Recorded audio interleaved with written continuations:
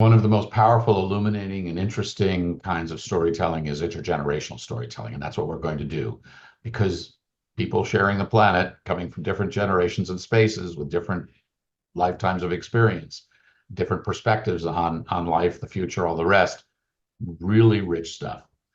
If you're interviewing somebody, which you will be doing, you need to understand several things first and foremost, and ask yourself and then ask them, what is their story? Where do they come from? What have they experienced? Explore adversity. Adversity is always a good test of character, and it makes people who they are.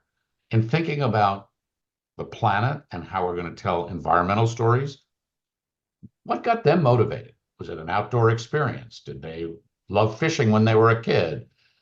Did they ride horseback through the Great Plains and they fell in love because they slept under the stars with nature and the world around them? Did they see some gross inequity in the community where they grew up? And they've always felt that that needs to be addressed. And people living downstream from a polluting facility or a toxic dump have been unfortunately and unfairly compromised. Where is someone coming from? We want anecdotes. Tell me a story about something. Tell me a story about, what got you motivated in this.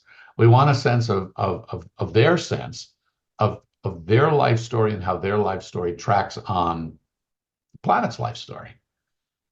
So they may, as I say, have been outdoors people, or they may have been student activists and they got very involved in climate and environment right from the get-go, or they might just be tree lovers or bird lovers, and it's nature that drives them. But what is that connection?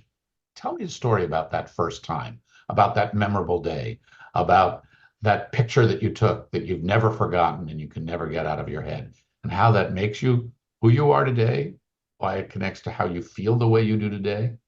There's some good questions to ask people once you establish some of these areas of interest. What would you most like to change?